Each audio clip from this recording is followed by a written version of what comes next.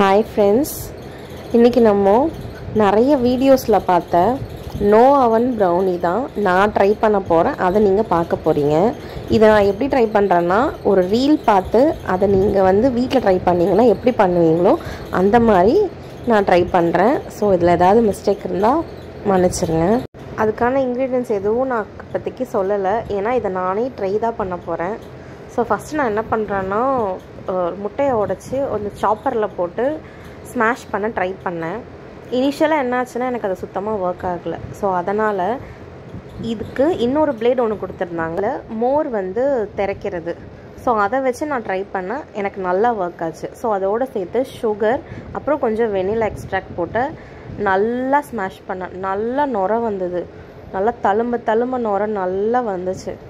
அதுக்கப்புறமா ஒரு பாத்திரத்தில் தண்ணி வச்சு அது நல்லா பாயில் ஆனதும் அதில் பட்டரும் சாக்லேட்டும், நான் டைரி மில்க் தான் யூஸ் பண்ணேன், நல்லா மெல்ட் ஆகி வந்துருச்சு. எனக்கு சாக்லேட்டும் பட்டரும் நல்லா மெல்ட் ஆகி வந்துருச்சு.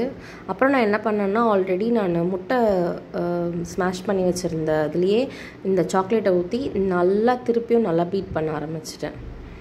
நல்லா பீட் பண்ணிவிட்டு அப்புறம் என்ன பண்ணால் தனியாக ஒரு பாத்திரத்தில் ட்ரை இன்க்ரீடியன்ட்ஸ் எல்லாத்தையுமே ஆட் பண்ணிட்டேன். ஸோ மைதா, கோகோ பவுடர், அது கூட சேர்த்து பேக்கிங் பவுடர்.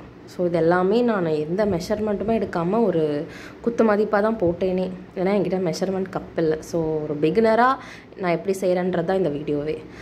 அந்த இன்க்ரீடியன்ட் எல்லாத்தையுமே நான் கலந்துட்டு அது கூட சாக்லேட் இருந்த டைரி மில்கில் சாக்லேட்டும் என்கிட்ட இருந்த நட்ஸு அப்புறம் சாக்கோ சிப்ஸ் எல்லாத்தையுமே கலந்துட்டு ஒரு கண்டெய்னரில் ஒரு நார்மல் ஒரு பாத்திரம், அந்த பாத்திரத்தில் பட்டர் ஷீட் இல்லை, ஸோ பட்டர் தடவிட்டு இந்த மிக்சரை அப்படியே எல்லாத்தையுமே நான் ட்ரான்ஸ்ஃபர் பண்ணிட்டேன். ஸோ நான் ரொம்ப ப்ரெஸ் பண்ணி அமுக்கலை, அப்படியே அதை ட்ரான்ஸ்ஃபர் பண்ணிவிட்டு லைட்டாக இழுத்து விட்டுட்டேன்.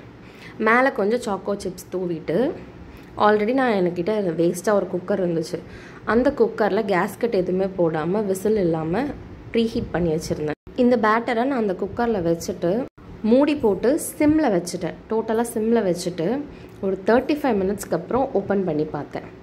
35 மினிட்ஸில் எனக்கு குக் ஆகலை. ஸோ நான் அகைன் இன்னொரு 20 மினிட்ஸ் கழித்து தான் ஓப்பன் பண்ணி பார்த்தேன். பார்த்ததும் நல்லா மேலே ஃபுல்லாக நல்லா சூப்பர் ஷைனியாக இருந்துச்சு. ஸோ இதுதான் என்னோடய வெர்ஷன் ஆஃப் ப்ரௌனி. இந்த வீடியோவை இவ்வளோ நேரம் பார்த்ததுக்கு ரொம்ப தேங்க்யூ கைஸ். பாய்.